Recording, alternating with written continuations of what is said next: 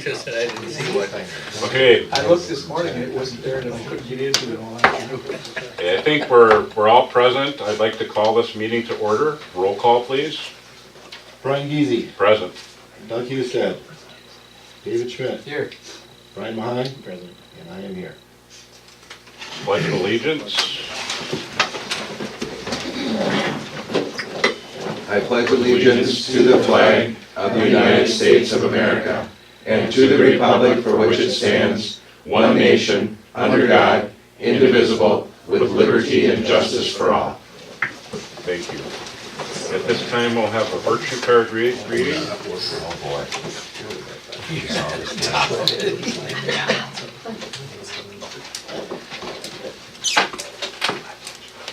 Oh. What was that? That was not long, was it? Reliability, okay, that's a good one. Reliability means that others can depend on you. You keep your commitments and give your best to every job. You are responsible. You don't forget and you don't need to be reminded. Other people can relax knowing things are in your reliable hands.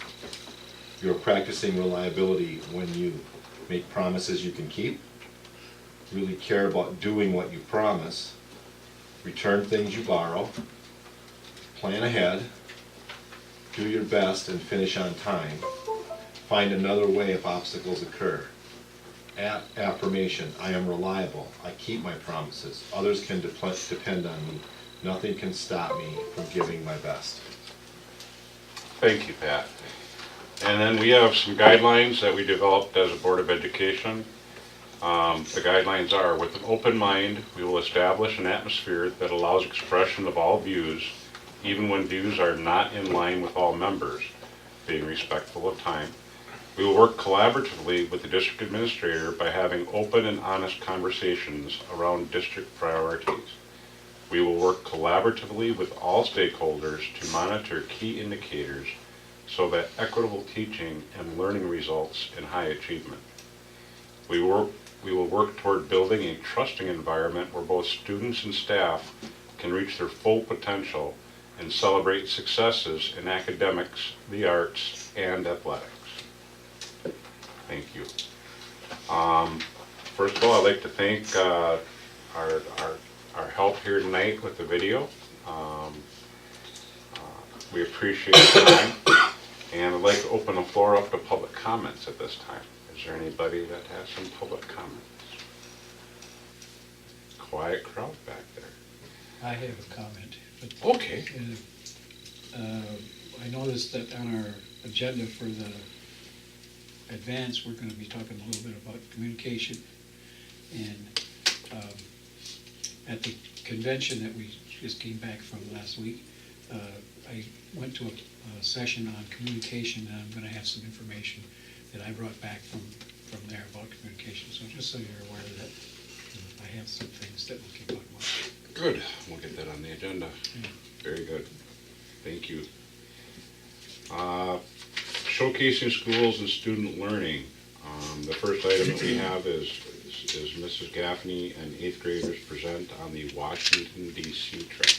And before Miss Gaffney starts, I want to just give her a quick introduction as an extremely hardworking staff member there that's put in a lot of extra time and planning and has tackled some unexpected, challenges with planning a trip like this, but nothing like that's going to stop Kayla from accomplishing her goals.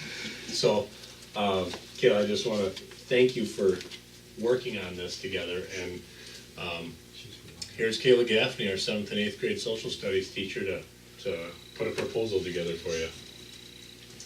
Alright, so I've created a PowerPoint presentation, and this is the one that I showed to the parents at one of our very first meetings. So I proposed a trip to Washington, D.C. from May 18th, which is a Friday, to May 21st, which is a Monday. We would leave Thursday at midnight, and then we would arrive back Tuesday early morning. So it's a quick trip, but we have a lot planned.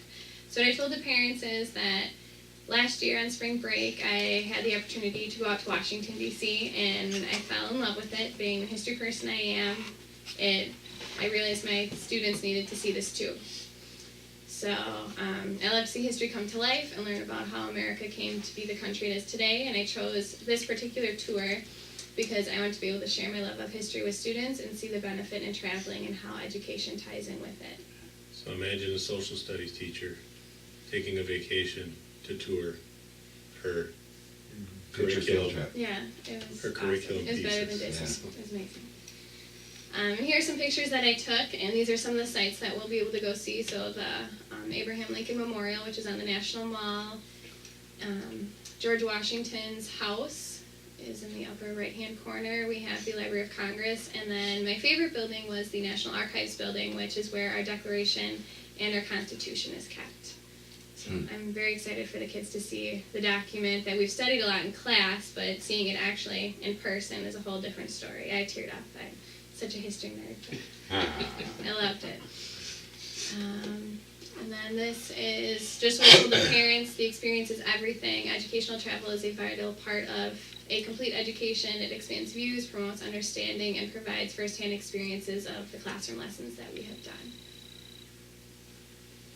And here's some more highlights. We're going to go to the National Mall, Jefferson Memorial, Supreme Court House, and visit many of the Smithsonian museums one afternoon.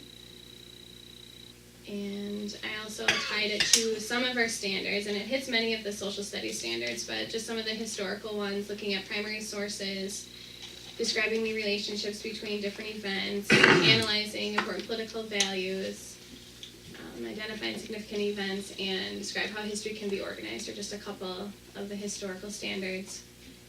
And then on the next slide, I have the political ones as well. So looking at the actual Bill of Rights, Constitution, and Declaration, how our government is formed, being able to see those buildings, firsthand. And here's just a sample itinerary. Day one, we would get there, we would meet our tour director, have dinner, and then do the Washington, D.C. evening guided tour. And then day two, we would go to different landmarks, so Mount Vernon, go to the Capitol, Supreme Court House, go to the Holocaust Museum, and then have dinner. Day three is going to be going to Arlington National Cemetery, and then visiting some of the Smithsonian museums, going to the Library of Congress, and then Ford's Theater, and then on our way out, we're going to stop at the National Archives building. And so what's included is round-trip transportation, 3 overnight stays in a hotel, breakfast daily, except on our arrival day, and then dinner daily, except on our departure day. We have full-time services of a professional tour guide, guided sightseeing tours, all prices to attractions are paid for, and then we have an overnight security chaperone, so that way we can kind of sleep at night and we have someone that'll be out in the hallway making sure kids don't get out. And that's just on the travel plans. So I think that pretty much sums it up. So what Ms. Gaffney is coming to the board with today is just an ask for an approval for out-of-state travel. And also, she's been working with other school districts in the area, and they're building up to a number of committed participants on that trip. I think they need 2 more to get the next break, or to avoid a price increase in that, if I'm saying that correctly. And so what we're coming to you today for is to ask for that official approval and ask who's going to sign up to be one of those other 2 people. We got room on the bus, What's the cost for me? right there. Well, for adults, it's No, this date works. I think. yeah, for adults it's $9.48 right now. Okay. Write If it anybody down. wants to sign So, up, Pat is we'll signed definitely up. take you. Write Pat Well, down and his wife. The reason when I first saw this, I gotta make it, I don't know, our senior class was the very first senior class to schedule a Washington DC trip. Okay, this was back in 1974, and I couldn't go. And we had, out of our 110 students that we had in our senior class, I think there were only like 4 or 5 kids that didn't go. And I had to be one of them because I had to work. I'm gonna be close to retirement at that time. There we go. So full circle. Yes. Yeah, It may happen. I've gotta make a little bit of money in between, but, you just couldn't Okay. go then. right, Huh? right. Not yet. So, it may happen. Okay, let me Okay, know. I will let you All know. the information. All right. So anybody in the viewing audience that might be interested should contact you Yes. at the middle school. And we, you know, just as Clint said, we just want to congratulate you, Kayla, on the work that you've done on this. Thank and you. the passion that you have, and, you know, knowing full well that the students will never forget this, so. And that's my goal, is just to give a once in a lifetime opportunity to some kids who will never leave Wisconsin. Can I, how many of the students are going from EMS? From AMS, At there's this point. 20, 20? and then there's 8 from Port Edwards Okay, at this point. okay. So how many I'm more? just curious, you know. We've got another school that we're gonna tap to and see if Yeah. it'd be interesting. How many more spots are available?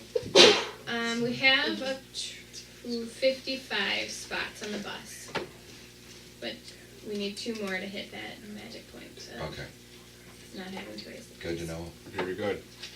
Thank you. We'll look for an update when you come back. Yep, and I guess, you know, as far as just the approval from the board, that sheet itself has the required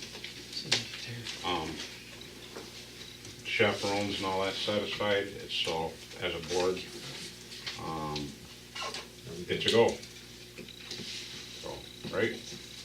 We don't have to, we don't have to. Yeah, I we think don't we have- should make a motion, don't you? That's under other board work, there is an agenda item for that. Okay. Well, Yeah. So Oh, it's up okay. to you if you wanna make a motion. We'll do it now. Okay. 8th grade field trip to Washington DC.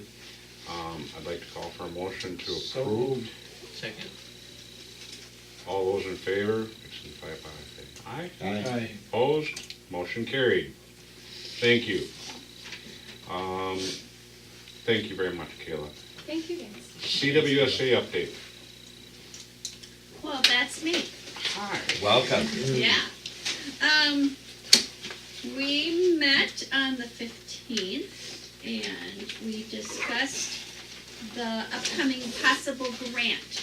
That grant, we have not received the guidelines for it yet. They're still in the process of writing it. So in the meantime, we need to find a direction that we're going to go when we do get those guidelines, which way we're going to go with it.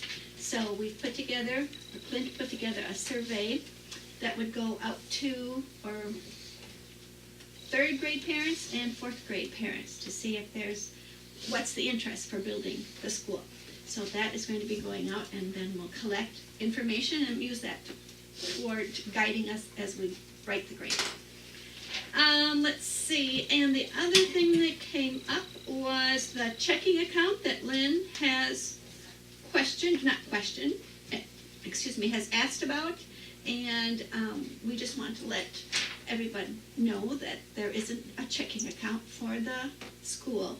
And it is open to anyone to come in and check its accountability and where we're at. So we're letting you know it's there and open to perusing. Yep, thank you very much. And any upcoming events? There is, I think it's in February, Okay, the student showcase. all right. Those are great showcases. Yeah. Yeah, we Good. just had one on Thursday. Last Thursday, right? Yep. Very good. Thank you very much, and any questions from, Thank you for your work on the CWSA team. yeah, for your representation here as well. Mhm. Any other questions from board members? Very good. Thank you. At this time, we are going to review a presentation on committee work of potential track /football facility upgrades. Darren's gonna provide a little bit of background. Why don't we go ahead and make some introductions? I myself served on this committee. We've been involved there, and I think our first meeting was April. And Mr. Darren Olson has been spearheading this, and I will turn it over to you guys. Thank you. I am Darren Olson. Ms. Counselor is with me, and also Ross Rattler from Rattler Corporation. We're going to just go through a quick slideshow and talk about some needs that we have found in our facilities, our athletic facilities. First, most of you know me. I've been around a long time. Former school board member, born and raised here in Nekoosa, graduated here. My boys have gone through here. My mom used to work here. So I'm pretty much Nekoosa all the way through. Yeah, we graduated together. Yeah, we graduated together. And that DC trip was wonderful, isn't it? Oh, it was. Absolutely. You'll never forget that stuff. It's absolutely. Yeah. So I just wanted to, introduce myself as that. I have been very active in the school district for 10 years, 11 years. I've been asked to be in a lot of different capacities. I most recently was on the Nekoosa Athletic Association board as president for 6 years. And so, just so everybody knows who I am, Mr. Rattler will talk about his company in a little bit. So, and you all know Ms. Counselor also. So, just an overview of what we're going to do today. We're just going to go through a few slides of what our current status of our facilities are. And generally, we're talking about our football and track and softball facilities. Some of the educational benefits that are derived from sports and student athletes, for student athletes. And then how the committee came to be, and kind of show a plan that the committee has looked at, and then what the next steps may be. So I just wanted to highlight where we are currently with our facilities. Our track was installed in 1989. That was the last time that it was updated. The average lifespan of a blacktop track is 15 to 20 years, so we have exceeded that quite a bit. It lacks the appropriate drainage, which causes it to upheave and then have to be constantly patched and replaced in different places. So it's caused the separation of the rubber surface from the blacktop underneath of it. The field events are located in 4 separate areas. So if you're trying to watch this in our limited seating, you are not able to see all of the athletes. And if you're somebody who's trying to watch throwers compete in 2 different areas, then maybe a pole vault or a long jump, you just can't see it all. So we don't have a whole lot of seating. There are no bathrooms. Anybody who comes needs to go inside to use the restroom. There are no lights, so in the spring we would have to start it. When we hosted track 2 years ago, we had to start actually a half an hour earlier than what it was scheduled in order to make sure that we got it in on time. It lacks the requirements size-wise to even host a larger event where you could make some money, like a regional or sectional event, which means that our teams have traveled to Freedom, Tomahawk, and another one that was 2+ hours away. So our teams are traveling a lot further because we don't even have the option of putting in to host an event like that. And we can't host another track meet. It's so bad that I've already told the conference that when we come up again in 5 years, we're not able to host. So somebody else will have to host. So the kids that will graduate, our freshman class, and actually our sophomore class, will have never competed at home in a track meet. Which means that every 2 days a week, they're traveling, probably 45 minutes is the closest we'll go for a track meet. And it's almost impossible for them to even practice on the surface. It is. It really, it's not very safe, to be honest.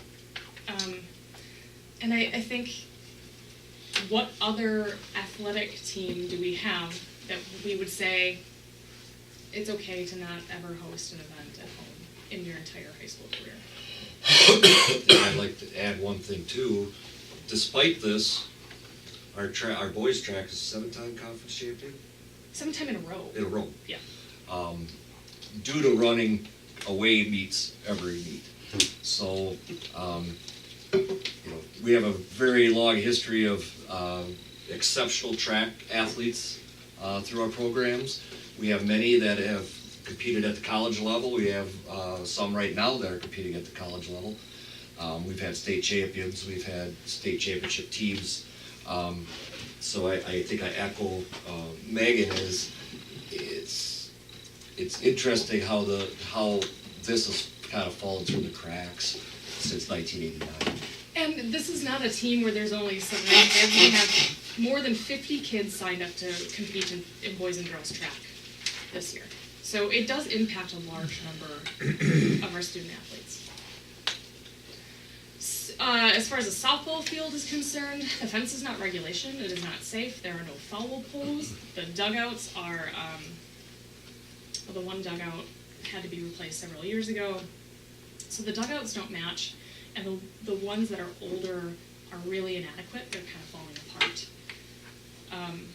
The field itself is not handicap accessible. There are no bathrooms, no lights, and the concession stand really needs to be completely redone. It's very small and doesn't really allow for anything other than some popcorn and some soda and some candy to be sold off of it. The roof, I believe, also needs to be replaced sometime soon as well. One thing I want to highlight about softball is that when it comes to track, that's both genders. But when we talk about football and baseball, when we looked at the scope of our outdoor athletic facilities, primarily we ended up talking about boys' sports, but it's important to highlight that softball, who doesn't get a whole lot of attention from us, deserves that attention, deserves to be considered when we're looking at trying to do anything here. Not only is it the right thing to do, it is equity standpoint. To not consider them, to not look at this, would be a Title IX violation as well. Football and baseball, as you guys know, share a field. So Holland Field is converted back and forth from football to baseball. We will host between 80 and 90 events a year on that grass. So it is a stress to the surface. It is also built near a wetland, so it has caused some shift in the playing surface. If you've been to a football or baseball game, you can see it. It's visible. The crown of the field is not level. The lighting was replaced a few years ago. We need several bulbs that have burnt out. Also, the lighting casts a shadow, and we'll get complaints from time to time about the shadows cast on the football field.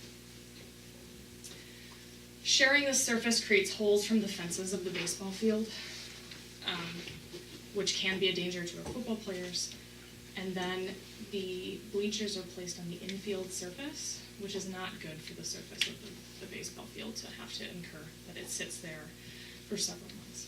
And then you also get a lot of little kids who run around at baseball games, who end up in those dugouts or tear up the infield. It is really hard to try to manage kids to stay off of those surfaces, to keep them in the condition that our baseball team has worked really hard to make sure that they're at. It's hard to keep them in that condition in the fall when football is being played there. Megan, if I could add one thing, the sharing the surface creates the holes where the fence posts go in. And also where the football players walk on the sidelines ends up to be divoted, and then water sits in there. And I work on the baseball field quite a bit, as a lot of you probably know. It takes us in baseball nearly all year just to get it to grow grass again, and then football starts and it goes back and forth constantly. But those become, especially behind second base, that becomes a safety issue because it's such a divot that players sometimes end up tripping over because it's just a huge divot in there. We've tried to fill it over years, and it's an expense all the time. When it comes to our student athletes, it's also the middle school utilizes the facilities that the high school uses primarily. They'll use the football field, they'll use either baseball field. Both softball fields are used for middle school, the track is used. So it's benefiting our kids, you know, as early as we start them to the time that they're graduating from high school. From what I'm hearing, basically we have substandard facilities. We have about the worst facilities in the conference, if I'm honest. And I've been to all of the facilities in our conference. Our indoor facilities are quality. They are really nice. Our outdoor facilities are substandard, for sure. Again, I have athletes that have played my boys have all played 3 sports. I travel to all of them as either part of the coaching staff or a parent. And we've traveled a lot of other places also for Legion baseball and such, and I do echo her, especially the softball and track areas. Our facilities are lacking compared to others. We had the very nice opportunity to go up, our level 1 playoff game was in Osceola. They built a brand new facility 3 years ago, and it was absolutely beautiful. Their football field, it was absolutely beautiful, and they're at our size or less. So it was a beautiful facility to have the game in, and so it was a treat to go there. So. I guess I shouldn't be offensive to the baseball field. The field looks great. And it is one of the better baseball fields in the conference. The rest of our facilities are fine. Soccer is currently played at AMS. That field was created before we had a high school team. That surface has 2 different types of grass on it. It is really thick in certain places and really thin in others. It is difficult to keep up with the mowing and the watering because it wasn't really created as a place for high school sports to be held on. There are no bathrooms or concession stands. We're also looking to offer both boys and girls soccer, which means that facility will be utilized more, and AMS also plays all of their games on that facility. Just wanted to point out a few educational benefits to high school sports. Participation in school-sponsored athletics shows a 2% increase in math and science scores and a 5% increase in bachelor's degree attainment. Student athletes are likelier to have higher GPAs and better attendance. Involvement in co-curriculars promotes a better sense of belonging to a school and a community, and especially eases the transition between freshman year and middle school and high school, which is something that we know at high school really matters as far as a student's long-term high school success, that transition between 8th grade and their freshman year. They engage in less risky behavior, reduced alcohol, drug, and cigarette use, and also studies have shown student athletes or students who are participating in co-curriculars, there's a reduction in teen suicide among those students as well. And they're more likely to be successful after high school because of a lot of the soft skills that are taught and practiced and repeated in high school sports. So we're looking at the whole student and not just the athletics side of things. I would, we didn't put a slide in, but a note that I made, in addition to the educational benefits, there's also community benefits. And I didn't go into a big list and such, but at the current time, our fields are already hosting Pee Wee football, youth soccer. We have rugby comes in and plays. We already have community members walking, using our track areas.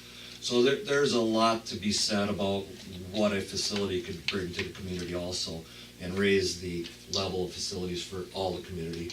Maybe there's other events that could be held if we had a different kind of facilities. They really tend to be the face of small communities like ours. Mm-hmm. Their athletic programs tend to be what the community rallies around. If you come here on a Friday night in the fall, there are a ton of people here. You know, it really brings the community together. So it is something that just promotes a better sense of a community and school connection. Thank you. Any questions?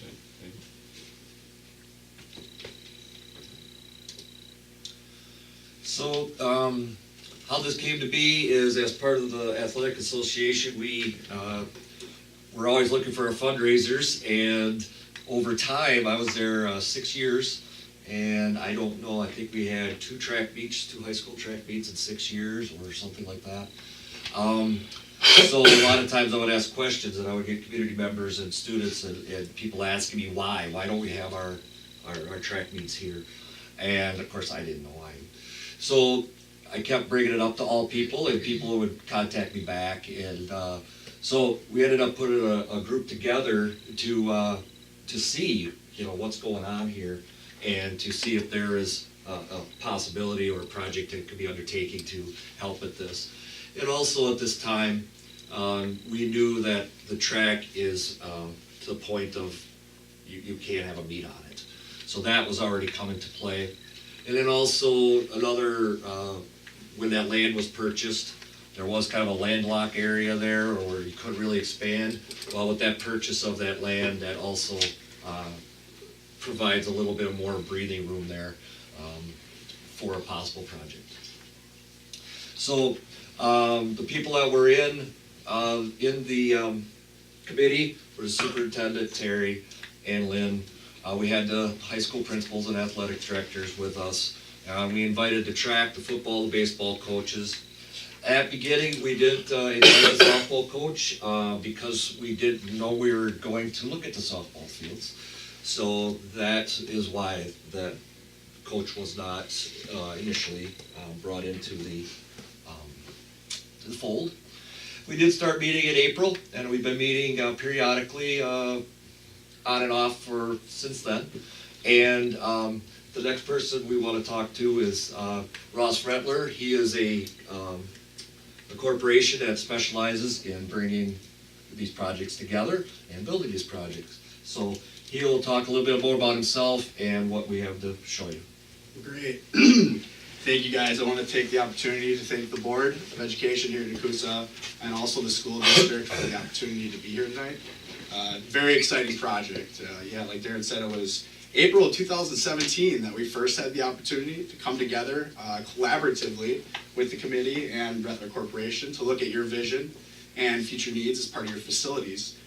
It's been very exciting, and we're very excited about the vision that we've come up with here. So before I jump into the master plan, I just want to give you guys a brief overview of Rentler Corporation. Rentler Corporation was established in 1989 in Stevens Point, Wisconsin. We are a multi-disciplinary group of landscape architects, civil engineers, land surveyors, and construction managers. And we provide services in sports architecture, site design and engineering, and land surveying, and really pushing your project from vision through reality, being there all the way through to make sure you get exactly what you need as part of these processes. We're currently designing or managing construction of several facilities throughout the state, and have had the opportunity to work on a lot of really nice award-winning facilities throughout the Midwest. So I guess with that, we'd like to jump right into the master plan and go through the vision that you've come up with. So in looking at your plan, really there were four primary elements as part of the master plan that we discussed. And initially your football field is located at another facility. What we really wanted to do is create a cohesive complex where all sports would be accommodated as part of that. So the four main elements as part of it would be the football field, track and field facility being one, upgrades to the softball facility being two, a new multi-use practice facility being the third, and then a 24-foot two-way drive access scenario that would provide linkages from the middle school to the high school, pedestrian and vehicular access. So to get into the specifics of the track and field facility, what we've done here is we've reconfigured the track and field, brand new track and field, 8 lanes, 9 sprint lanes, a width that's going to provide opportunities for full-size soccer and football, allowing you to host those regional and sectional events that they were talking about previously. We've also provided opportunities for new field events, long jump, triple jump, being on the east end of the facility, pole vault on the west end, and then a new high jump D area that would be on the north end of the field and track. Also included as part of the track and field facility would be new lighting, athletic field lighting for not only the track and field, but also the field events as well. An upgraded grandstand and press box, a grandstand that would accommodate roughly 1,500 observers. And then the new press box. And then as part of the grandstand, what we looked at is because of your storage needs, there's new options in terms of enclosing that grandstand to provide those options for storage. Located at the northwest corner is a new, really nice, everything's together in terms of your throwing events with shot put and disc all together in one area. A real exciting part of these projects that we've seen being, the entries and the people spaces as part of them. we've seen really great things. And what we've done is showed a new plaza, hard surface, decorative concrete plaza space with a new entry, an overhead entry and ticket booth, and then a new 2,500 square foot concession restroom facility that would provide a great opportunity, not only for your track and field facility, but also the softball facility. So moving into the softball facility, I think one of the main primary things we wanted to do is provide access to the softball users as part of that concession restroom. So what we've started to show is a new access, a raised concrete, elevated concrete crosswalk over your new drive to provide ADA pedestrian access north to the softball fields. As part of the softball fields, the primary upgrades that we're showing right now are new fencing and new backstops around each one of the fields, irrigation upgrades to the outfields, new infields, new dugouts, and then athletic field lighting as part of the south softball field. Moving on to the third item, that 24-foot drive access we talked about, really creating a linkage now, like we had said, to the high school and the middle school, providing that key access, and really looking at providing you options for access to your practice facilities as well. This would be in discussion, this would be used for not only maintenance access, but also for bus drop-offs and stuff like that. The fourth primary item would be the upgraded, this area of the parcel of land that you had purchased recently would be the upgraded, or the new practice, full-size soccer and football practice facility. This would be an irrigated, under-drained, and amended soil scenario where you'd have premier playable fields for your practice facilities. And those are the four primary elements. If we move on to the next slide, I think what we want to show you here is an opportunity. These facilities, obviously they don't build themselves. There's always a challenge in terms of fundraising, but really what we start to show here is just an option that we've found great success with in terms of fundraising are these entry statements. And really just to show you an option for a possible donor opportunity or a naming right opportunity. So. I just did some recent searching about other districts who have recently done this or in the process, and these are the ones I found in a very short manner. I'm sure there's many more. Wapaka just got finished with theirs that Rattler Corporation did. I believe Marshfield you guys are doing? Correct, yep, Mauston as well. In Mauston you did. I know West Salem is in the process of doing a whole, they did everything, football field, softball, they did everything pretty much like this kind of project. Wisconsin Rapids Lincoln, I believe they just approved 8.4 million just for a pool. Wrightstown, Pulaski, Kewanee are smaller areas that have also done this kind of projects in the, about now. They're not 10 years old or anything. Just to add quickly to that, one primary thing I'd like to say is working with smaller districts, we've had a great bit of success working with people like Cameron, Stanley Boyd, Wisconsin. These are communities of 700 people that have really come together and put together some really nice facilities. So smaller doesn't mean anything. It's really how you go about going out there and looking for options. So is there any questions for us as a committee? Yes. Yes. Parking facilities. Do the current parking facilities for the high school and middle school suffice for 1,500 people coming into a static area there? So I think when we originally talked about the master plan, if you guys look up to the north here, we had provided an option for future parking if necessary. But based on the discussions that we had, the current number of people based on the number of stands that would be provided would be acceptable. I think keeping in mind that this area was specifically provided for future parking if necessary. It's also the north side. The one thing for. And also there's a piece there north that would be available also. We talked about that also. One option as well, with that road and sidewalk going to AMS, we could utilize the rear parking lot of AMS. Yeah. For the summer events, Yeah. But yes, that original parking lot, Nekoosa softball field, those are things that could happen. We'd show an option for that. Yep. Are locker rooms into this too? I didn't hear you No. mention. No locker rooms, they would still be, they'll be the new, the same varsity locker rooms as we built with the other addition. We actually have adequate locker room facilities. Most Okay, places. well, I was wondering about that, because I was just in there, and I thought, okay, this, and I was thinking, well, this doesn't look too bad, but I didn't hear any mention of it, so that's Correct. why I asked Eric. Yeah, Most places actually don't have. We have 4 locker rooms available. Anytime a team comes, I can put them, opposite gender, varsity, or either one downstairs. A lot of places don't have the 4 locker rooms, so we're pretty good there. The one thing that I know would be really appreciated by the people that I work with is having the officials' locker room located at the football field. We don't have that right now, and so when I've hosted events, I set them up at the picnic table. With 2,500 square feet, Megan, and yeah, I think a lot of the facilities that we've seen, that footprint for a concession restroom facility would provide you the opportunity for some small referee spaces. Yeah, absolutely. Yep, and it would provide some privacy if there was an athletic training need. If a student had gotten hurt at the event and they needed some privacy while they're dealing with that, then that option is available in a way that it isn't here right now. Good question. Help me with some clarity around the football, soccer practice facility right there. So the one immediately, in the middle there, that's gonna be a dual practice surface, and the one on the left is a soccer, like game surface?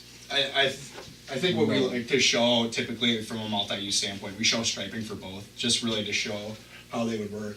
Basically what we're showing is that a full-size, 360 feet long by 225 feet in width soccer facility can be accommodated, and then you could also put football practice on there as well. It's multi-use however you'd like to configure. But the main football field would be configured at the right specs, so the soccer would be on the main field. So in terms of practice facilities for soccer and football, those are gonna occur in that middle of field? Yep, one would be a soccer practice field and the other would be a football practice field. And where are the soccer games being played on the? They will be played inside in the main track? stadium. Yeah. That's why the track is configured the Wider. shape it is. It's a wider track configuration, yeah, you bet. Which then also provides some equity and facilities for hopefully what will be a thriving soccer program for both boys and girls at that point. Nita, did you have a question? I did. Pumpkin Fest people, did you talk to them? Oh. What was the They question? are looking at using that becoming the next Pumpkin Fest area for the We did, rest of the- I did talk to them, and they were not, they stopped pursuing it.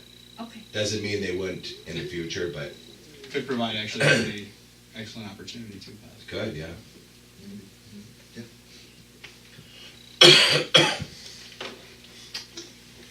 Any other questions? Then you can, things to offer, comments? Have we got a price tag on this? Well, I tell you, That's always the question, isn't it? I think, what we're, cost at this time, there's a lot to be determined by the phasing and scope of this project. If it's done in multiple phases, there's additional costs to bringing in the equipment and, setting up. And, if it's all done at once, the equipment's here, moving all the earth, and, if you do it in different segments, you're pulling them out. At this time, what the committee is seeking is just the permission from the board to start fundraising.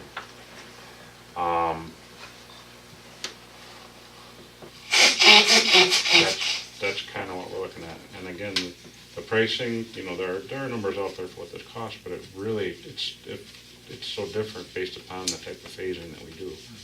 So we need So to, if we did it all at once, give us a ballpark figure. I don't have that information. So as Mr. Veazey's saying, one reason we're here is we want to get a permission from the board to start fundraising in the name of this project. And we also want to start developing that timeline for the fundraising. As a committee, we are prepared to be able to start serious fundraising by April 1st. It'll take up to then to develop a plan and a and the materials to present to corporations and individuals. So we're looking at the private funding is where we need to start. Can you, are you planning on having a dollar figure approximately at least by that time so that people know where they're going? I mean, And if what they, the goal is? what the goal is? Yeah. Yes, we'll have numbers by then, and then we'll get a Because little. if we don't have a goal, we don't know where we're going. That is correct, yes. We will definitely have a goal, and that'll all be set up in a presentation, and that'll, all that, how that works, all come out in that committee. We sit down again and work out that fundraising presentations and see where we need to be and what levels donations would be. Yeah. We're gonna be looking at talking to corporations and things like that, so that's why we'd like to get the blessing of the board, so we're not doing something that is not warranted, so before we start. Yeah. it's Yes, just a- Pat. Oh, I'm sorry, I'm not supposed to call people. Okay, good. Two things here. Yes. First of all, Holland Field had nothing, there's no adjustments to Holland Field at all. Not in this case, no. Not in this case, okay, so it would just be, that's just getting turned over to strictly a baseball field. That would be the plan, That yes. would be the plan at this point. And then Megan, is this what your committee wants? This design right here, is there any other options that you were pursuing? We had explored just a couple, what different things could look like, and really talking to a lot of the coaches of what are your needs, what does a Okay. quality facility look like to you, especially around track. Track has a couple different options, so including the track coach in the discussion to say, what is your optimum facility look like? How many sprint lanes do we need? What are the dimensions that you think? Okay. Where do you think these events should be located? And really included him in the conversation Okay. of. But I'm looking at like this whole thing here with the practice fields and all that, this is the goal, this is what you thought is what we need. Yeah. Okay. That's what we've been working on since April. Okay, We Nick. started, we started out with what the needs were, what the issues we found. And let it develop from there. Kind of let it Yeah. develop and Okay. bring a lot of Alright. experience. I think the big thing was this project really started out as a track and field facility, looking at your track and fields. And as part of the process, we always ask, let's at least think big picture. Let's look at all the options that your district has. And making, spaces like this are very flexible spaces, and how you're developing them. So I think, from an infrastructure standpoint, we're maintaining or upgrading what's there. We're upgrading a track that's currently there, and we just looked at a more flexible space in the future, so. So what's happening with the current soccer field then? Is that just gonna be not used or The middle school. at the The middle middle school? school. Yeah, I would think that it would be utilized For FIAD. by the middle school. Okay. But a lot of our games were overlapped this year, and we ended up having to reschedule games. Either the middle school did or I did, in a way that if the middle school area was their own, they didn't get to practice out there ever, and then we wouldn't have to compete for space when playing games. Right. I think we need to keep in mind also that there are maintenance costs to this project as well. And these are ongoing costs that are gonna be added to the district that we need to consider. Not that I wanna put a damper on that, because I think it's a great plan, I really like it. But we do have to consider what it's gonna cost the district perpetually. Also, Darren, could you just keep me in the loop on the fundraising timeline? Because we're a United Way organization, and there's blackout periods, so I'll need to know that, okay? I absolutely will. Thank you. Did The we, maintenance costs were a subject of some of the priorities that were brought up. They brought up those costs, which it was good for decision-making. Yeah, and I just wanted the board to know that there are gonna be costs to the district for that. Brian, are you saying maintenance from what we've got now Oh, yeah. compared to what we will have? Yeah. Because we've got maintenance costs now. Right. You'd have more field surface facilities that, Right. would need to be upkept Right. in a way that we don't. Okay. I think that the thing that we need, as a board, is, do we need improvements? And, do we give the go-ahead for these individuals to begin fundraising for what facilities would make Nekoosa look proud? And reflection on our schools and our community. And what's right for your What- community. And I gotta think about the kids as well. You bet. I think about kids that can't run track right now, that, you know, we will never host a home meet. I traveled to Freedom 2 years ago to watch the regionals. 3 years ago. Fantastic facility. And Freedom is a smaller town than we are. And you come around, you go in the parking lot of that school, and here's this fantastic field. And I want to be proud of what we have here. Boston just upgraded, I believe you guys did. Same, Yep. yep. They And just it's a very upgraded their. similar process to exactly what you would be doing here as part of the track and field facility. I think what's important to understand is we have options here. We're here to help you guys. From a phasing standpoint, you know, when we look at dollars and we talk real dollars to develop projects, we can look at phasing it for what would be reasonable at the right time. So we're here to help you with that. So. Ryan, did you, Mr. Grill, have a Mr. question? Grill. Just a quick question, when Yes. doing this, like, you said in the presentation, the average track lasts how long, 15 to 20 years? 15 to 20 years. How long would this one last, same amount of time, or, That's a great question. yeah? So that, I think what Megan was referring to is the base and sub-base, meaning the base course and the asphalt. When it comes to the actual track surfacing itself, there's two different primary products that are out there right now. It's latex and urethane. The urethane product, from a year expectancy standpoint, there are some dollars associated with upgrades in the future. However, you have the option to extend the life roughly threefold for the track. Latex systems, you're getting right around 8 years or so out of them, 8 to 10 years, before you need to peel them off and relay the latex. With urethane, you have the option of laying the base mat and then bringing a structural spray in over the top of the base mat in the future, and you can apply that twice. So that's every 8 years, you bring in structural spray. So there's options, there's a lot of options out there. Good question. Yeah. But that would be an 9-year cycle instead of the 15, 20 year, because. No, I was talking base, not That's kind of what I was referring to, yeah, she's talking base and sub-base. Base course, the rock underneath, and then the asphalt on top of that. And then you have a mat that goes on top of the asphalt for the actual track surface, so. Yeah. So I guess they're looking for a general consensus that the board would give them approval for beginning fundraising for this. We're not gonna do a motion, but I'd like to see a consensus if it's something that we want. We need it. I think everybody knows that. We can't, The facilities are at the end of their life in many cases. Right. Now we could just go tear the track up and put a new track surface down, and it is what it is, and keep switching football, Well, baseball. but the back, way yeah. the way Well, the that's drainage is right now, Right, it's not gonna, right, it right, doesn't we'll last be even 8 revisiting years. it every time, so, Right. yeah, I'm for it. So on behalf of the community, thank you for your work there and getting this started. Megan? Darren and, Mr. Rutler, for your efforts and the needs assessment. I truly wasn't aware of a lot of these deficiencies until that needs assessment was complete.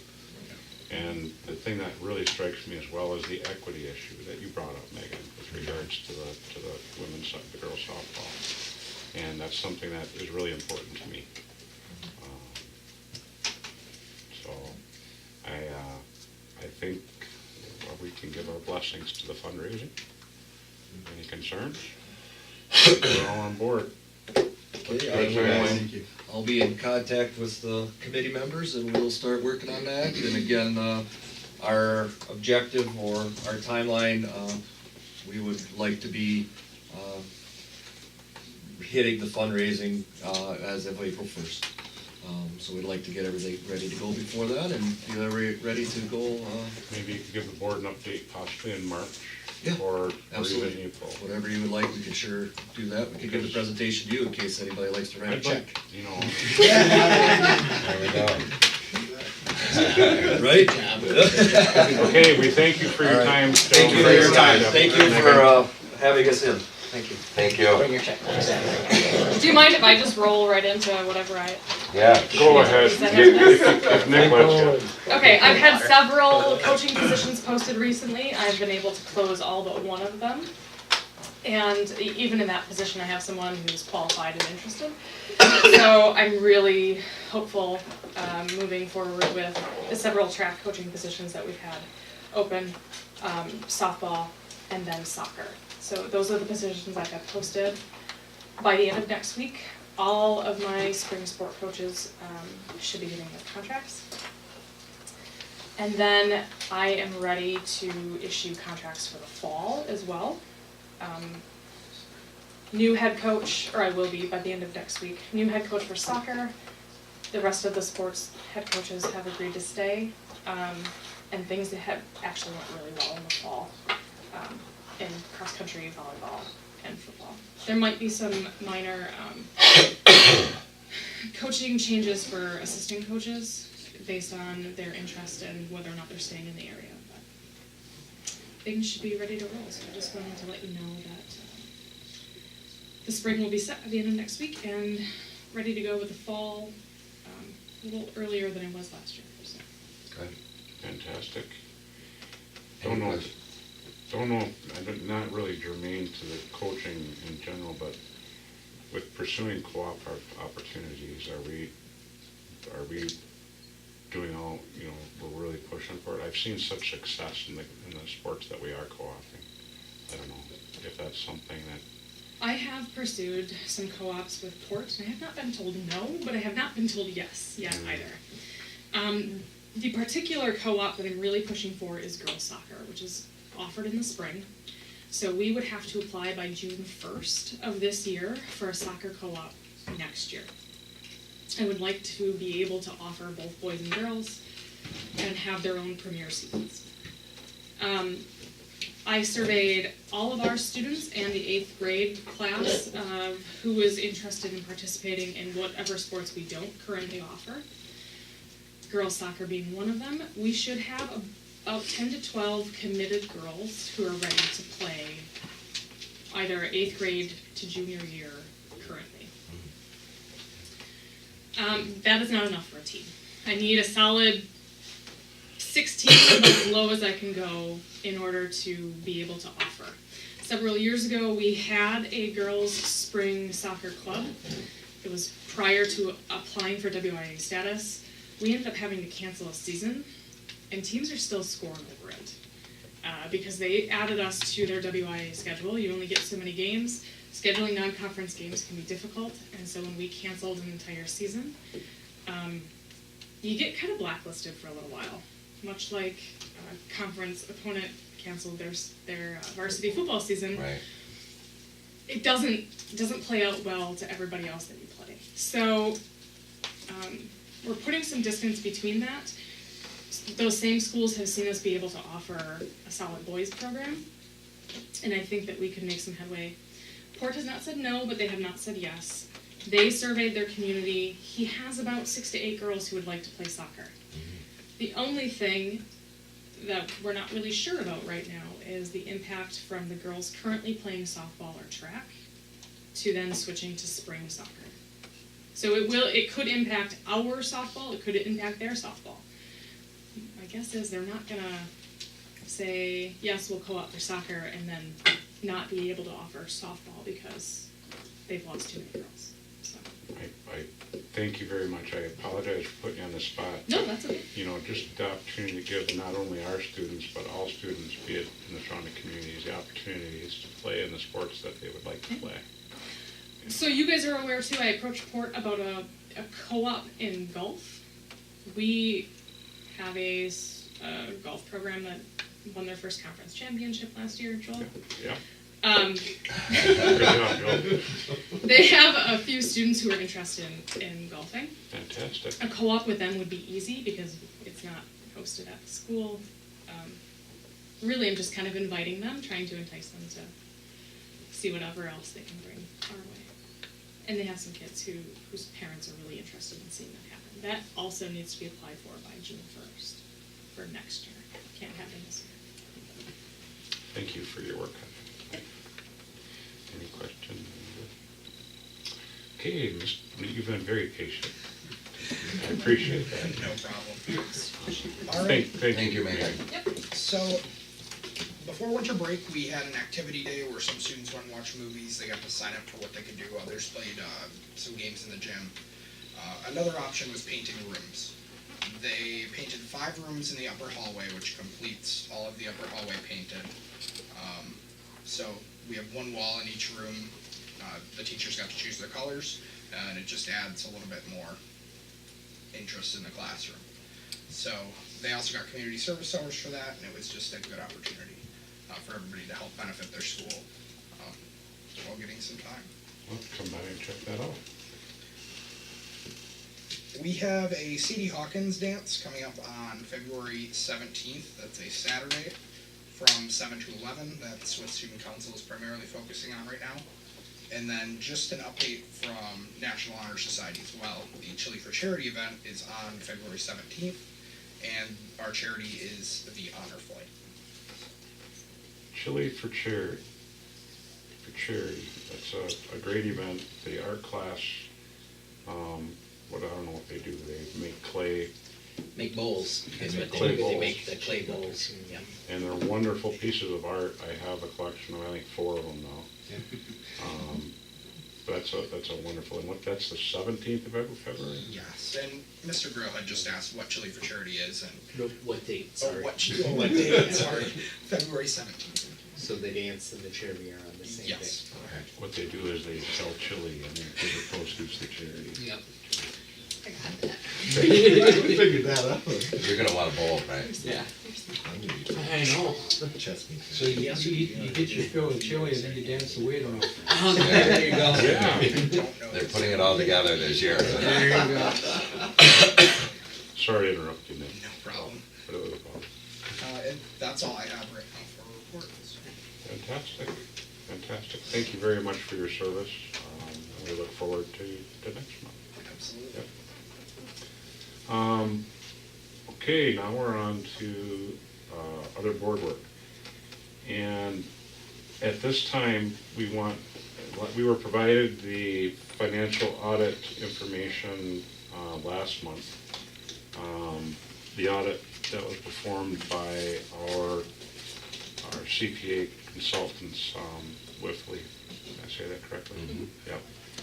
And we had the opportunity to read the reports, and it's I'm very pleased to say that they had no findings, and Miss Lynn Knight is to be congratulated on her diligence, and just we're coming out squeaky clean, and it's due to you, Lynn, for your hard work, and you keep us in line. Well, I have to say that it is a team effort because every one of the administrators helped me out on that, and as much as they hate me sometimes, it's appreciated. It's not All of too them, not me. It's not too often. We have our moments. It's not too often you get an audit report with no findings, so thank you, Lynn. That's to be celebrated. So at this point, I'd like to call for a motion to approve the financial audit. So moved. Second. All in favor, please say aye. Aye. Opposed? Motion carried. We may have disposed of this item already, the CWSA financial discussion, informational only. I just want to give you an update on that. Very good. We're working through a situation with CWSA, and I'm hoping that it's going to get resolved. Just to give you an update so you're aware, because this puts you as a board at risk. Terry and I met with the treasurer of CWSA probably back in May or June, not exactly sure of what date it was, and we talked about the accounts that are available to them at the district level. They have a Fund 21 account, which is a donation account, a Fund 60 account, which is a student activity account, and then they have the district budget. And for all their financial purposes, those accounts should cover anything that they need. Probably about a month ago, it came to my attention that a checking account was opened at the Nekoosa Port Edward State Bank in the name of CWSA. I immediately called the bank because if it was opened under our tax ID account, we are responsible for that. They verified that it was not opened under our tax ID. However, there are some transactions running through that account that the district can handle. As a part of my financial responsibility, any funds that are going to a program of the district, and CWSA is a program of the district financial wise. They can have instructional autonomy all they want, but when it comes to the finances, I am required to report all finances of that program into our audit report. I consulted the auditor regarding that account, and I have not heard back from him. I have also had the opportunity to speak to DPI about that account, and they indicated it was highly irregular. What's to say, the question to me was, what's to say that the science department doesn't go to the bank and open up a checking account in their name? So this could be a domino effect that puts the board at risk, because if something happens to that account, guess who they're coming to? Every one of you. So when we have the efficiencies and the ability to maintain those financial records in the business office, that's what we should be doing. DPI indicated that it was highly irregular and that really we have no leverage. I have no leverage on that, and I understand that. We have to go to the contract between the school board and the council of CWSA. And I think I'm going to let Clint and Terry address that contract issue. Well, it doesn't specifically address any financial operations as to where those financial operations are held. And I know the council is working through an amendment, or a series of amendments to that contract, and we need to look at that as far as how we're going to address that moving forward. But my responsibility to the school board was to ensure that you are aware of that account, and if I get word of any other accounts that are opened, I will be contacting you again, because that's account I cannot monitor. I have no authority to even look at that account. So, and we're working with CWSA to get this resolved. And I do believe that good faith was, on everybody's part, but we need to comply with the standards and the DPI recommendations. Where did the money come from? Just The money came from, I think, a fundraiser. Yeah, a fundraiser. Which should have been recorded in Fund 21, the donation account. Yeah. But we thank you for that update, and I'm very confident that that it'll work out, and we appreciate CWSA's understanding. When we get into the... We're shaking our head, I need it back there, but... Yeah, when it's, this financial compliance is not an easy issue. So thank you very much. The next item on the agenda is open enrollment space availability. In the board packets, we have a memo that talks about our, let me see it. We have a board policy that states that we will determine the number of regular and special education spaces available to the district at the January board meeting. We're a little bit behind. But at this point, we've had the opportunity to review it, and what the numbers that we'd like to put on there. And I'm going to call a motion for this. I'm calling for a motion to place caps on special education enrollment as presented, to place caps on the Nekoosa virtual charter school not to exceed 150 virtual students total, and to not set caps on regular education students for the open enrollment space availability for 2018 and 2019 school year. So just so you're aware, a document just came around. Yep. This is to make you guys aware, because I can't just say, here's the special ed as a whole. I have to break it up by program and by grade level in our district. So just so you can see, you're gonna see too, the number you wanna pay attention to is that last number, because it is service units available. So that's how we calculate it, because when you calculate it's not just based on the number of students in our building. I have to go through and calculate for each student, how many service units are they receiving. Mm-hmm. So, and basically then the recommended caseloads are based on the service units of those kids. It's not based on the strict number.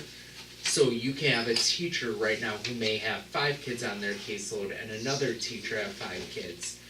But we look at what their services are and their units, and that's how everything is calculated. So as you'll see on the end, it'll say service units, any approximation of the number of students, but that's based on the student applying and how many service units they receive. What resources we have available for this aspect. And, you know, I think it's important to note that this is the first time we're putting caps on this. And it's a big decision, but one that we're really forced to make due to financial considerations. And that's financial and resource, and that's difficult. But thank you for that explanation.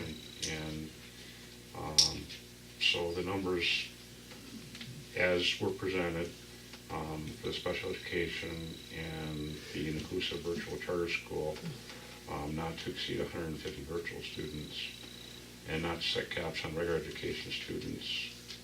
That motion is on the floor. Any questions or further discussion?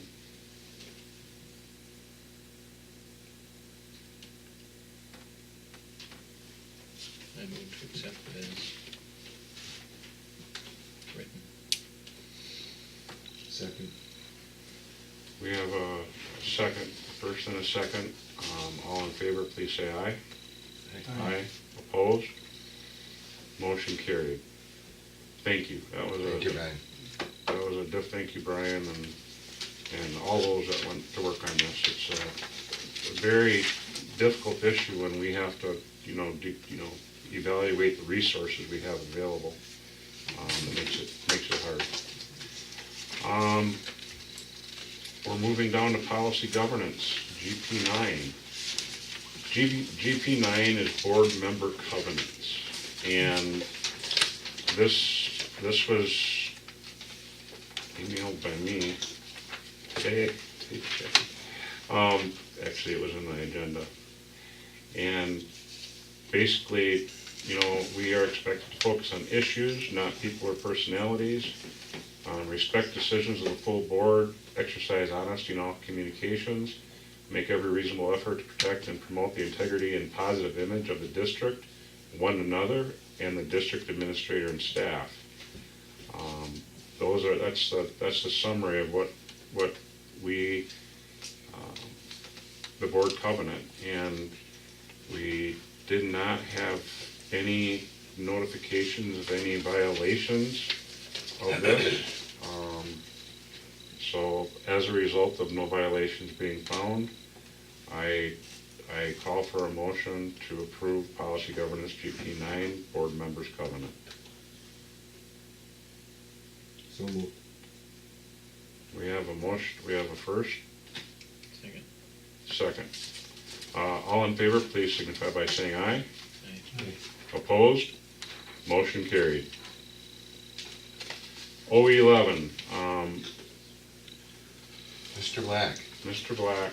Yes, this OE11 covers the instructional program. Now, to sort of differentiate this a little bit from what we've been talking about, instructional areas for the last several months, for example, earlier this school year, we talked about student outcome performance, ELA, math, various other things. That's not what this is.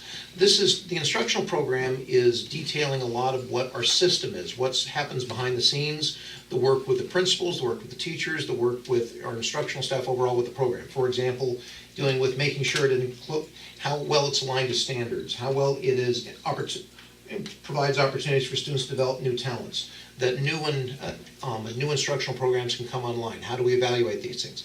Just a lot of the nuts and bolts of the systemness of how we are building an instructional program that goes forward and is comprehensive and looking at all the various aspects for that. And so this is a fairly lengthy document, as you might have noticed, on that particular one, and we've made some change, and you have, in your board packet, you had access to last year's version as well as this year's version, if you care to compare any of those, and quite a few, several of them were carryovers. There's quite a few updates that sort of basically said, here's the state of where we're at this year moving forward in the various other areas. So that's essentially what OE11 is, and I'd just like to turn it to you and ask what questions you have.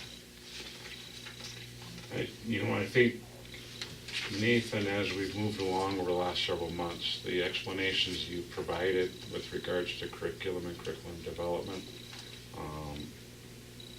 instructional, I feel that, I have a good understanding of, and I'm confident in the rigor that we have in our system, from all facets. And that, the teachers with you and working in teams are really working on getting those instructional strategies in place. Is that a fair statement? Well, it is, and again, I just need to mention particularly the large amount of work that is happening certainly at the high school right now, especially reaching out to communities, other members, and trying to create new instructional opportunities. There's, that's a lot of, there's, as those you're mentioning, I don't want to leave the work of the principals and community members out that's really happening in these areas that certainly needs a spotlight shown on it. One thing I would like to draw your attention to under question number 7. It says, encourage new and innovative programs, carefully monitoring and evaluate the effectiveness of such programs at least annually.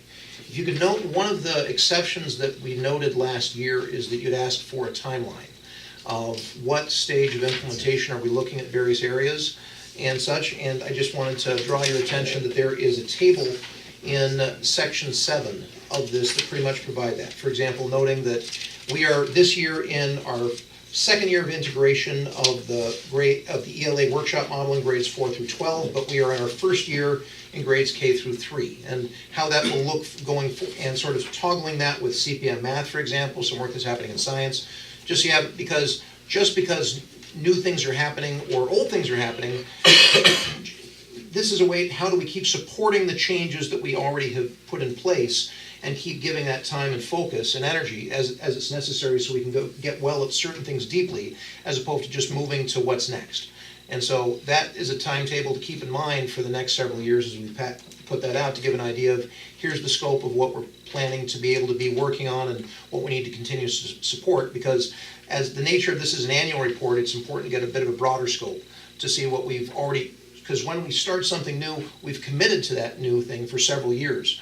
And that needs to be reflected in what our work is going to be doing.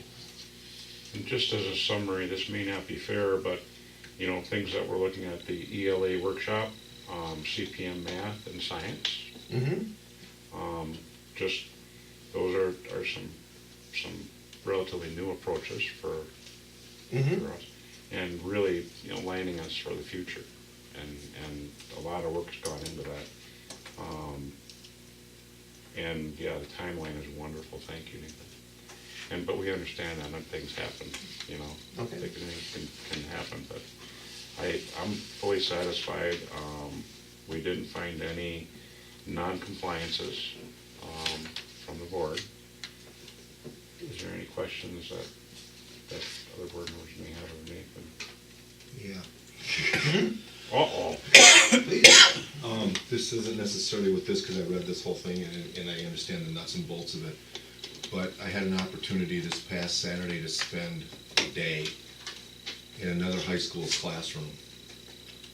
And what I saw in there, I got a red flag raised. Because there was stuff put on that board, on a bulletin board, that I found very offensive to me personally. And what it boils down to, or what I felt it boiled down to, was that teacher was telling these kids what to think, not how to think. And I want to, know, is that a problem here? Now, can I just ask some specific things?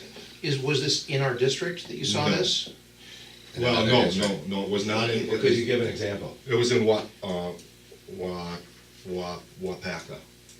High School. It was in their it's in their social studies class. What happened was we were at a chess meet, and normally I wouldn't even be in a classroom, but they had a huge basketball tournament going on. Mm-hmm. So normally we would be in the cafeteria where our teams would be meeting. Mm-hmm. But because of that, they put us in a classroom.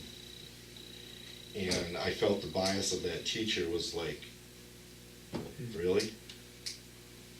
So give an example, because I'm still not making sense of it. Well, he basically was putting in, and people of faith were idiots.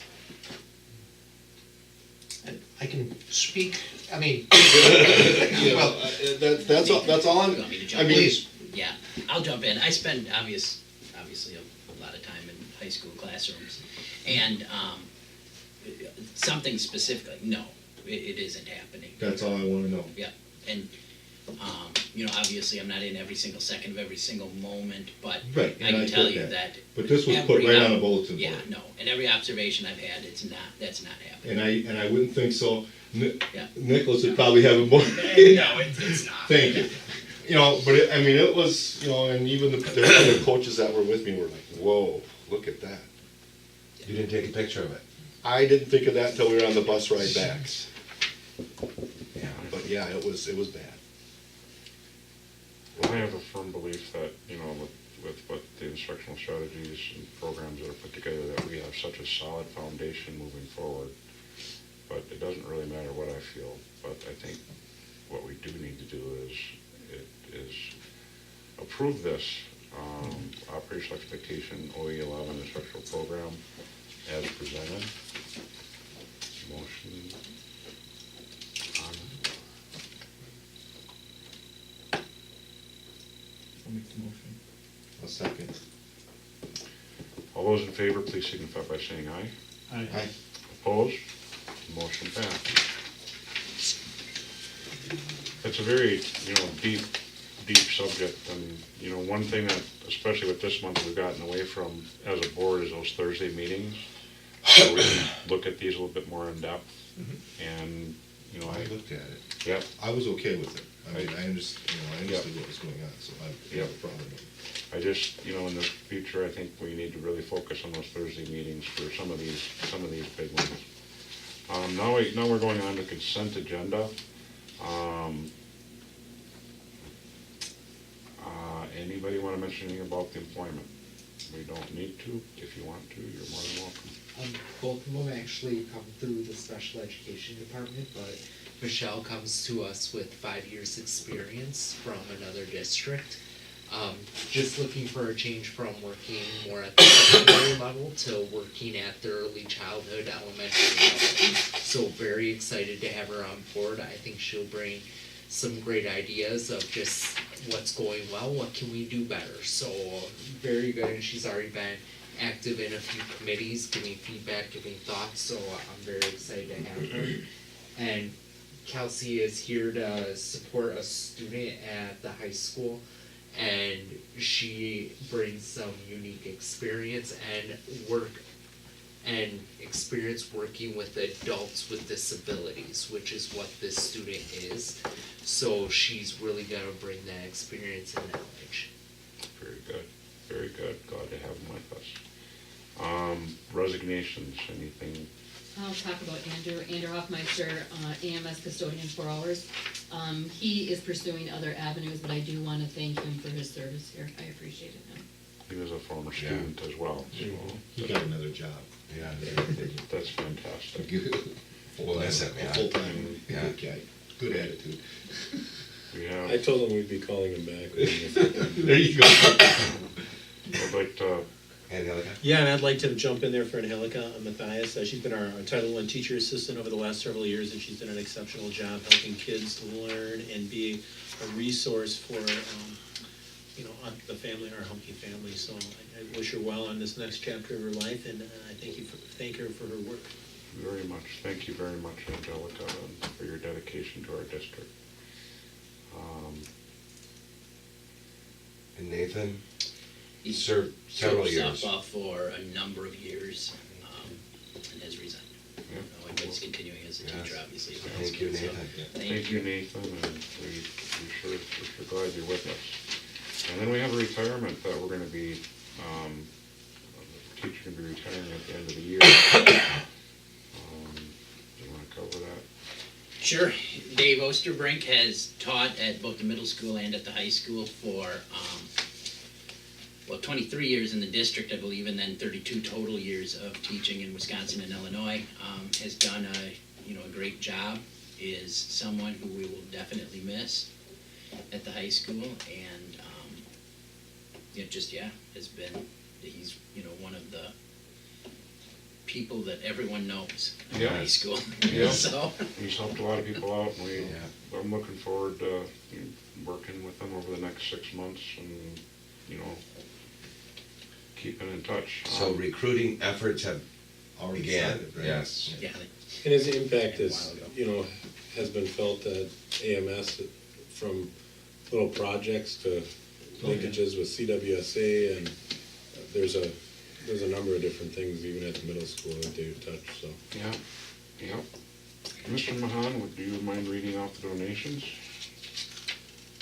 Sure. $100 from Elaine Wolf for CWSA. $24 for Backpack for Kids. We have $24 from Perco Worldwide. $245 from Bethlehem Lutheran Church. $100 from David and Carol Sonnenberg. And $170 from Sacred Heart Collections. A big thank you for those dollars. They mean a lot to those families. At this point, I'd like to call for a motion to approve the consent agenda as presented. So moved. Second. All those in favor, please signify by saying aye. Aye. Opposed? Motion carried. I have a question on the retirement. You said that we're recruiting already, are we trying to find someone that can be kind of mentored by Dave before he leaves? Well, we talked about that, but it really hasn't. I mean, could that happen? Yeah, that's what I'm asking. Yeah, it's a tight field. There are 9 graduates coming out from UW Stout, Yeah. 5 coming from UW Platteville in the spring. Currently we have it posted, and That's Stout. it, right? Those graduates. Yeah, it's 14 in the state. Yeah, in the state. We don't know what we'll get as far as, possibly people who are people who are in other districts right now. We've had some interest at times from people who've said, hey, when Tech Ed opens. And then also within people who are working in the field in different capacities who may be interested in teaching. Also have had discussions with Mid-State around how can we work together. So all of those different avenues. Stout will be having a career day, and our intent is to have people there at the career day. So Grab one of those 9. Stuff. we It's currently going to have. be a tough position to fill, because there's a lot of stuff goes on in that department. A lot of stuff in the breadth of what Dave does is quite unique, going from computer programming to welding to construction to metals and machining, a couple of transcripted classes with Mid-State. So, yeah, it's a lot, and there's absolutely no doubt about that. Okay, thank you, everybody. We're up to future meetings, agenda items. The first item, board workshop, January 27th, 9 a.m. to 3:30 p.m. We became aware today that the intent was to have a meeting with the administrators and the board. Just a good informal discussion on some of the key things that we're looking at. Some of the administrators they're not going to be able to make it. So what we're going to do is we're going to shorten the day up. If we can get permission, guys, if we can go 8 a.m. to 11 a.m. Terry is going to be presenting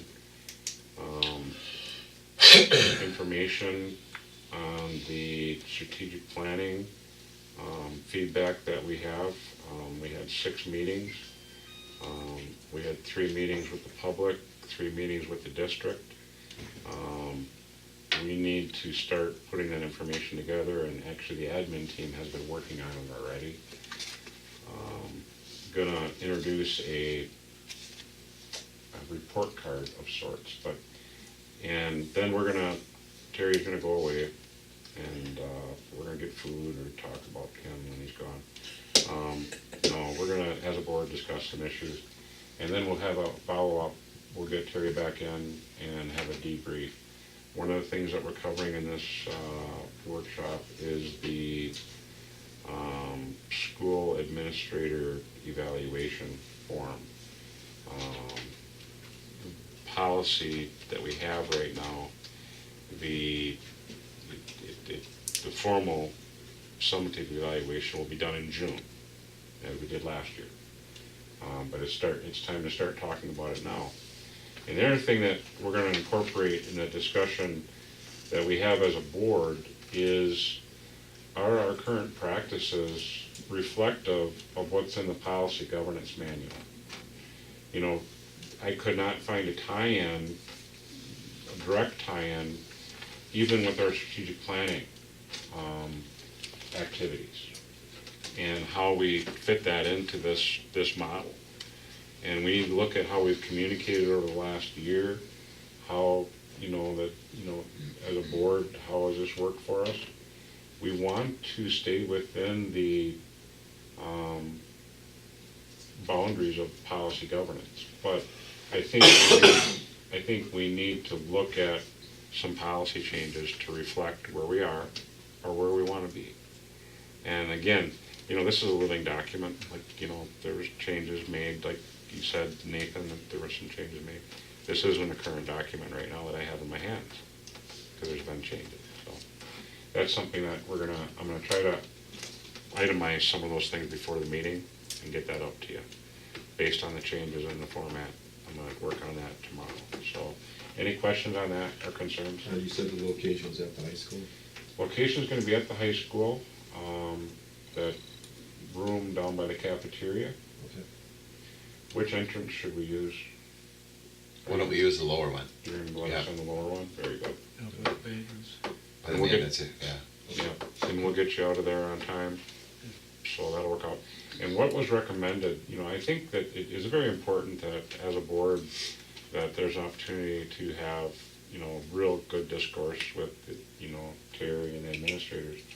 And to honor your time, Terry suggested possibly a Friday evening, or something of that nature that would possibly fit into your schedule more readily, because we certainly don't want to, we want to respect your. So like in future years? Weekends? Well, even if we have to do a follow-up from this one, that it might be in the future, in the upcoming months that we have that discussion. Again, we want to look at how to do policy governance and stay within the confines of that. Just as a note, you had spoken of the Thursday meeting, evening meetings that we have postponed or not found necessary. Could that be a venue for this level of update as a follow-up to it? It could. It could be something along those lines. We want to make sure that it's sustainable. Is what we're targeting for, is what you're saying. So yeah, what we want to do, through the, as a board, as a consensus as a board, there might be some issues we identify that we're going to need help with. You're the professional. We represent the stakeholders, the people that voted for us and communicate. And, we can share that information, we do, but, we have to, you're the professionals. And I'm not an educational professional. I was elected, I'm on the board because people voted for me and to represent their views and feelings. And I need to be able to express those and communicate those, as well as exercise the fiduciary duties incumbent upon any school board member. So that's where we are.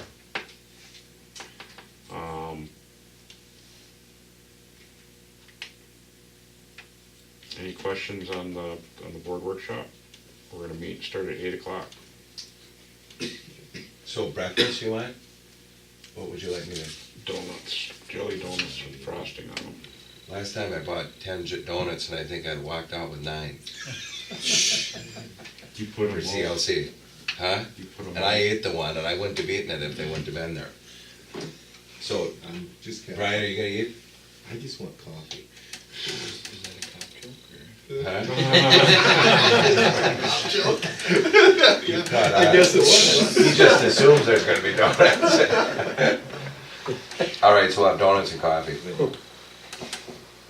Well, thank you everybody for your time today. And Lynn, congratulations again on a fantastic audit. Congratulations, team. Team. Yeah, everybody give themselves a round of applause. Now our favorite time of the night, I should handle that one, I move to adjourn. motion second. All those in favor? Aye. Opposed, motion carried.